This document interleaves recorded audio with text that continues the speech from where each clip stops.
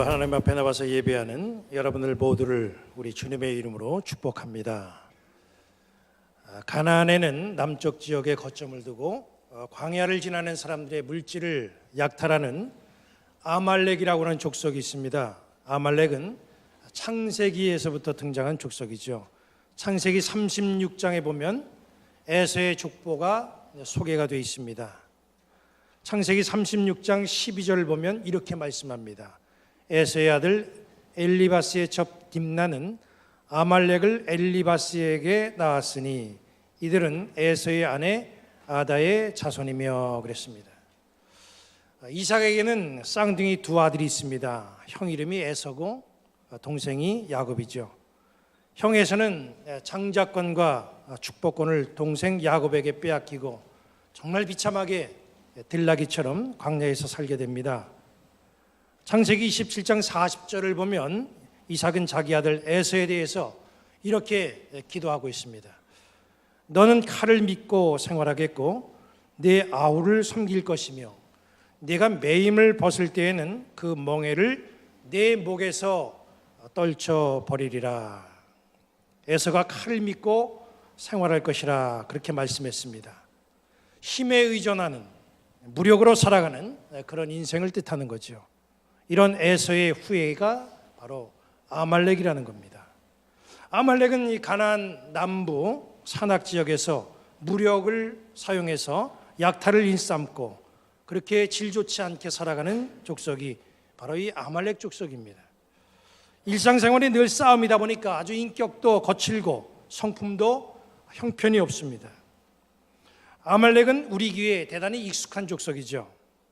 아말렉이 우리 귀에 익숙한 이유는 출애굽을 한 그 이스라엘 백성들이 홍해를 건너서 르비딤을 지날 때에 아말렉과 치른 르비딤 전투 때문에 그렇습니다. 그 당시 아말렉과의 전쟁사가 너무나 드라마틱하기 때문에 사람들은 아말렉이라고 하는 그 이름과 그 전쟁 이야기를 기억하고 있죠. 광야에서 이스라엘이 아말렉과 싸울 때에 모세는 산 위에 올라가서 두 손을 들고 기도합니다.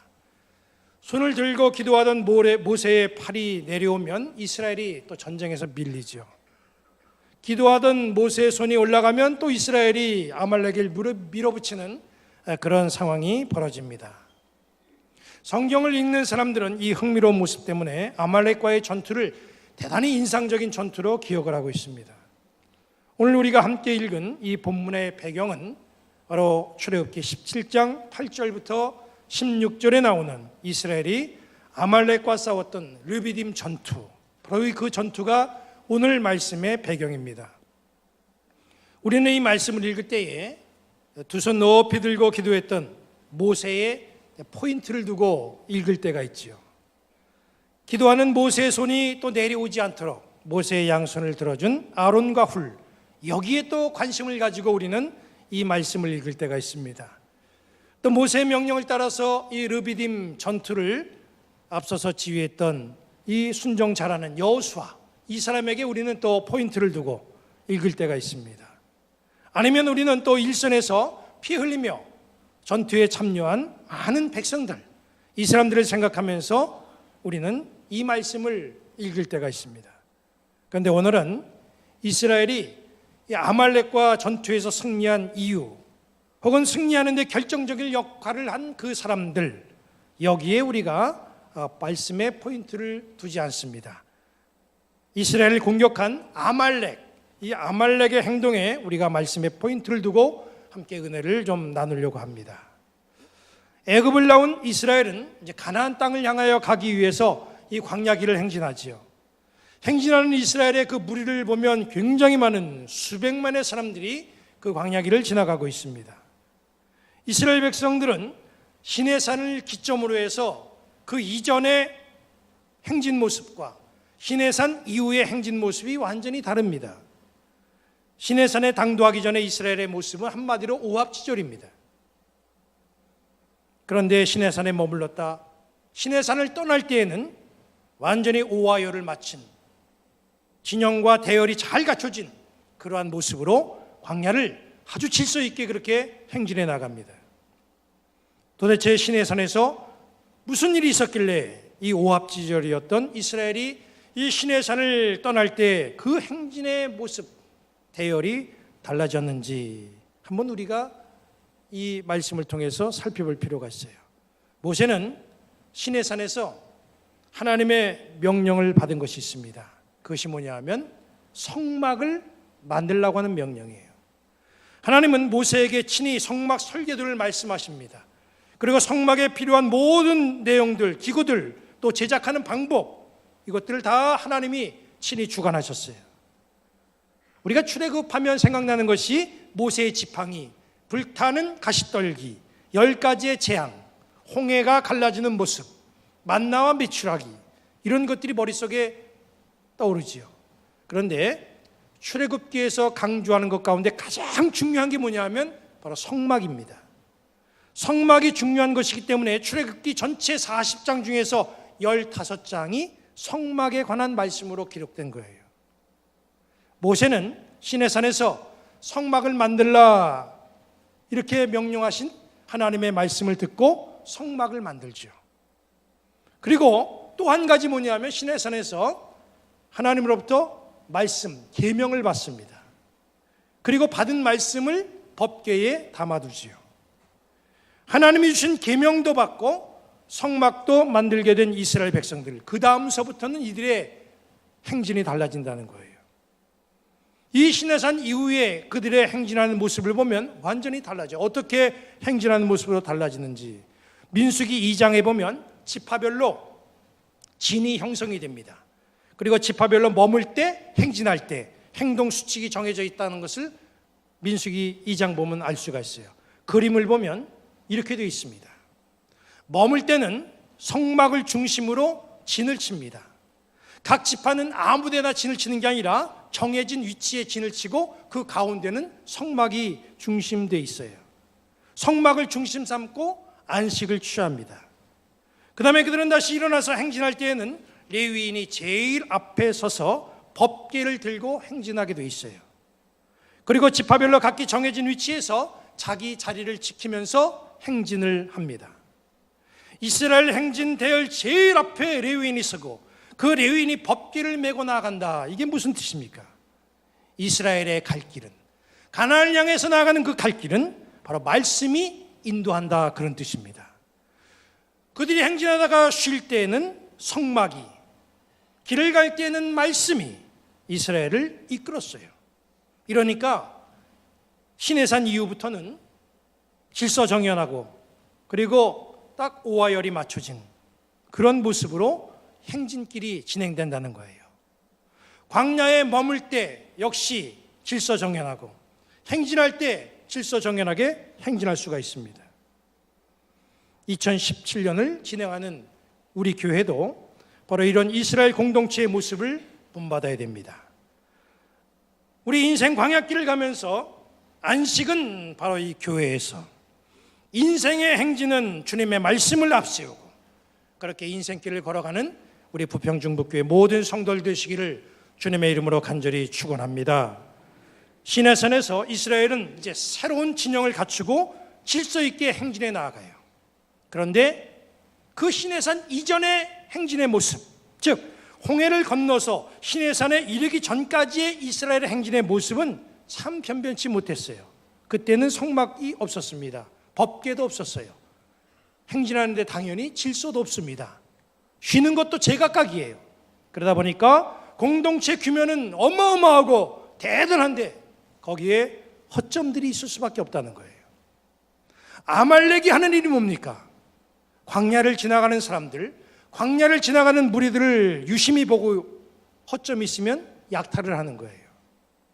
산악지대에 숨어 있다가 광야를 지나는 무리들의 모습을 유심히 살펴봅니다.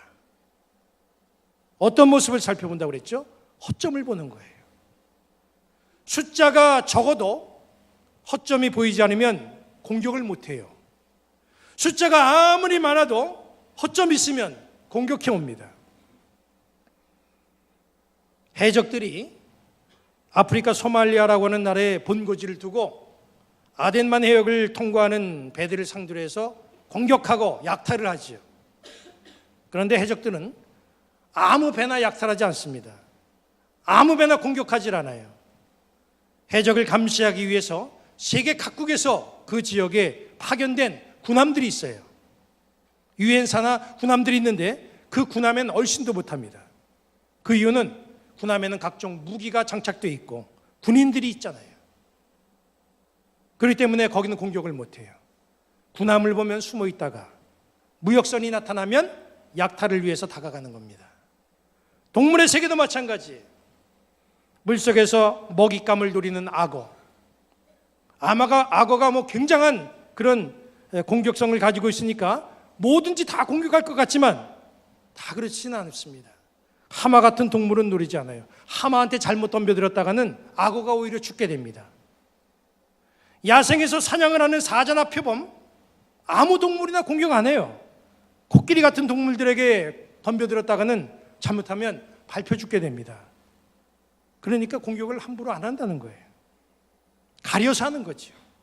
아말렉도 마찬가지라는 거예요. 아말렉은 아무나 공격하지 않습니다.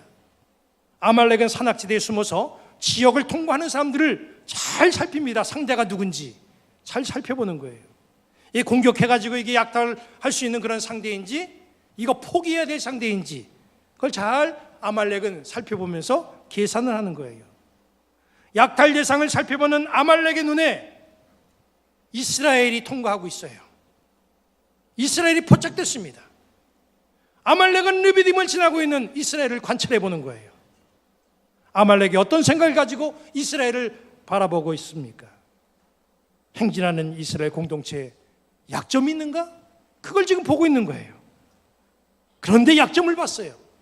그 약점을 보고 아말렉은 이스라엘을 공격합니다. 출애굽기 17장 8절을 봅니다. 그때 아말렉이 와서 이스라엘과 르비딤에서 싸우니라. 이스라엘은 싸울 생각이 없죠. 그 사람들은 그냥 그 길을 통과해서 약속의 땅으로 가는 사람들이에요. 무기도 없어요. 그 사람들은 또 다른 종족을 만났을 때 시비를 거는 사람들도 아닙니다. 여기 말씀 보니까 싸움이 어떻게 진행됩니까? 어떻게 시작됐어요? 아말렉이 와서 싸움이 시작된 거예요. 아말렉이 하는 일이 뭐라고 그랬어요? 이 사람들은 기회만 있으면 싸우는 족속이에요. 약점 있는 사람, 허점 있는 사람, 허점 있는 공동체, 약점 있는 공동체, 이거 발견하면 그 사람들, 그 족속은 지체 없이 공격을 합니다. 그렇다고 한다면 이 아말렉 족속은 그 르비딤을 지나고 있는 이스라엘 사람들의 모습을 유심히 살펴봤을 것이고, 분명히 거기서 약점을 발견했기 때문에 그들은 공격을 했을 텐데, 그렇다고 한다면 이스라엘이 보여줬던 그 약점이 무언가? 무엇이 아말렉으로 하여금 이스라엘을 공격하도록 했을까? 우리가 그것을 살펴봐야 됩니다. 그 모습이, 그 내용이 우리가 읽은 이 신명기 25장 이 말씀에 잘 나와 있어요.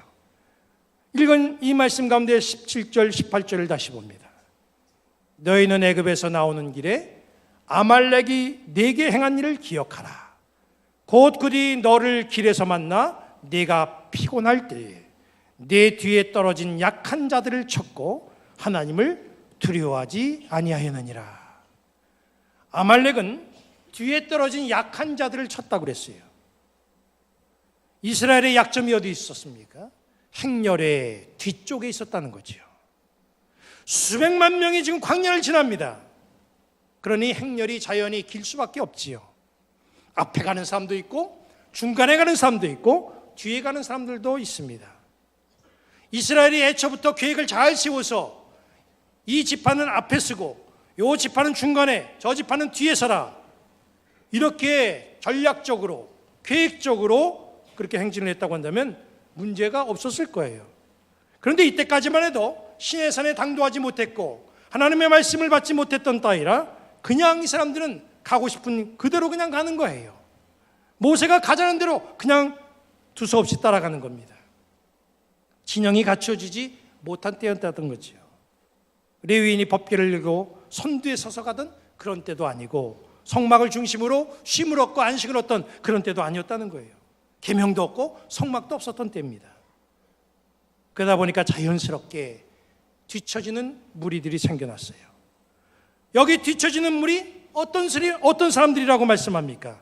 본문은 그런 사람들을 약한 사람들이다 그렇게 말씀합니다. 문제는 아말렉이 노리고 있는 사람들이 바로 뒤에 쳐져 있는 그 약한 사람들이었다는 거예요. 아말렉은 정면에 나타나서 공격하지 않았습니다. 측면에서 나타나 공격하지도 않았어요. 후미를 공격한 겁니다. 후미가 취약하다는 거지요. 군대에서는 행군을 합니다. 흐름을 놓지 않기 위해서 지시하는 대로 그대로 따라가면, 행진하면 행군에 아무런 문제가 없어요. 그런데 흐름을 놓치고 조금씩 내 발걸음이 느려지게 되면, 내 생각대로 이 행군을 가게 된다고 한다면 점점점 뒤처지게 되고 낙오가 될 수밖에 없어요. 등산하는데도 마찬가지잖아요. 처음에는 다 함께 출발합니다. 그런데 조금씩 격이 벌어지는 사람이 있어요. 후미에 떨어지는 사람이 있어요. 나태해지면 나중에는 선두와 격차가 심하게 벌어집니다. 마라톤도 마찬가지예요. 달리다 보면 처음에는 출발이 똑같지만 선두 그룹이 있고 중간 그룹이 있고 후미 그룹이 있습니다. 자연스럽게 그게 형성이 돼요. 어느 그룹에서 달리는가, 이건 심리적으로 대단히 중요합니다.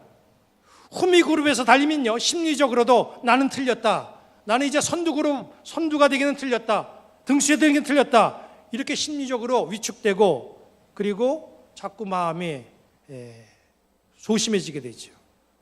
그렇기 때문에 마라톤 할 때도 좀 힘들긴 하지만 악착같이 선두 그룹에 끼어서 달려가야 되는 거예요. 아말렉은 이스라엘의 후미가 약하다라는 사실을 간파했습니다. 그리고 약한 후미를 공격하고 이스라엘 공동체를 파괴하려고 했어요. 우리는 그동안 인생 광야에서 계속해서 이 신앙의 길을 걸어왔고 2017년도 바로 지금 이 길을 우리는 걸어갑니다.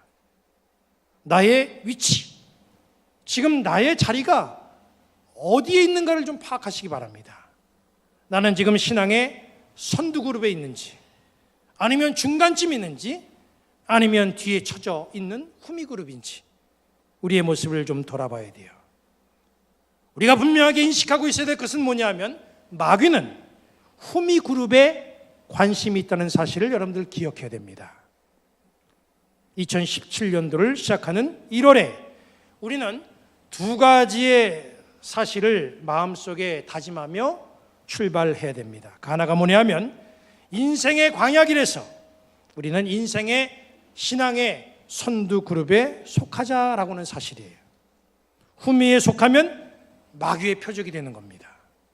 매사에 앞서가는, 앞에 설 수 있는 그런 성도들 되시기를 바랍니다. 항상 선두 그룹에 포함돼서 인생 광야를 차질 없이 걸어가는 그런 성도가 되시기를 바랍니다. 또 하나는, 우리가 다짐해야 될 것 가운데 또 하나는 뭐냐면, 우리 공동체 가운데 원치 않게 본의 아니게 후미에 처져서 시험에 들어있고 어려운 가운데 처해있는 성도들을 내가 발견하면 즉시 보고해서 조치를 취하도록 하자는 거예요. 이스라엘은 긴 행렬로 르비딤을 지나고 있습니다.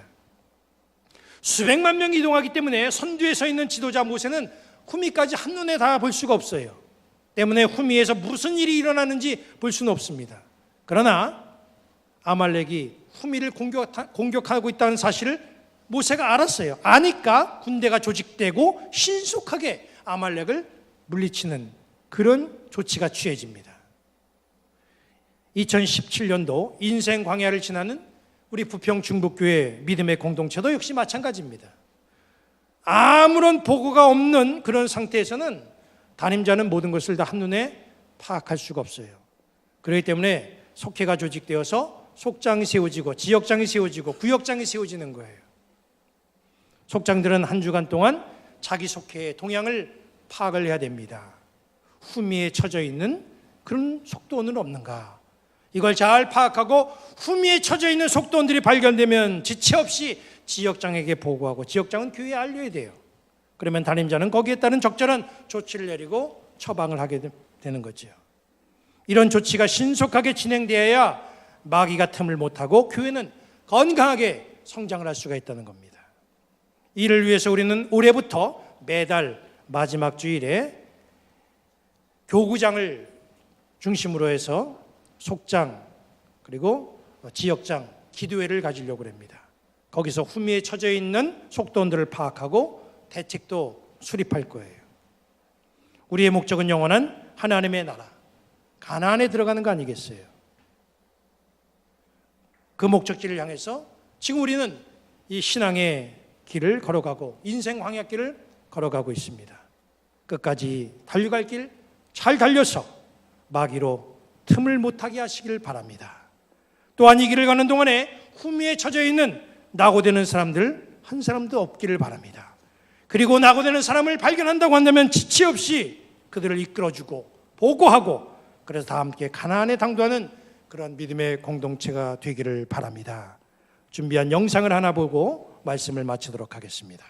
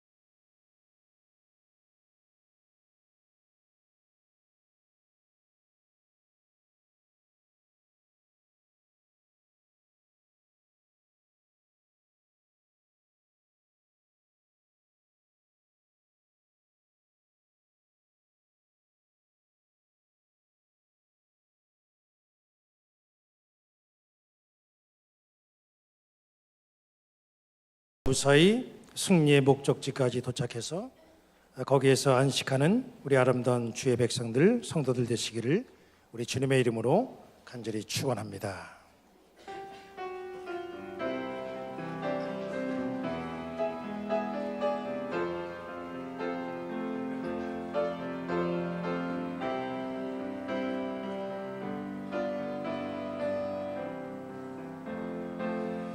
나는 순례자 낯선 나라에 언젠가 집에 돌아가리.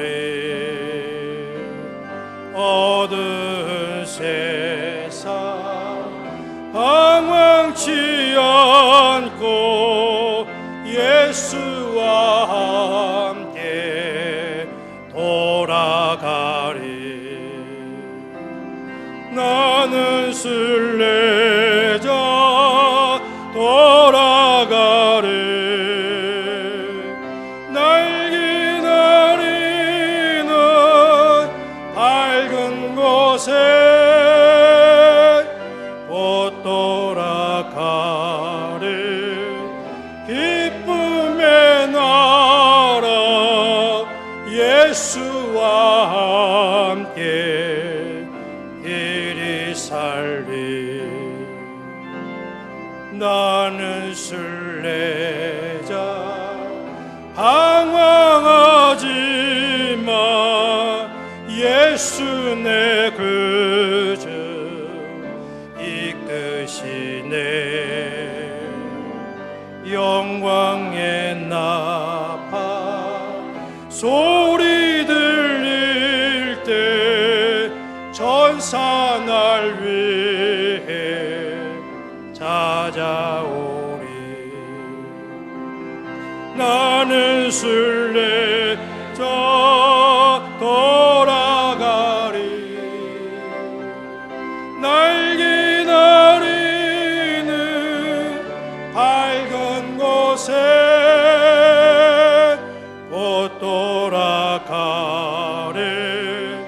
기쁨의 나라 예수와 함께 길이 살리.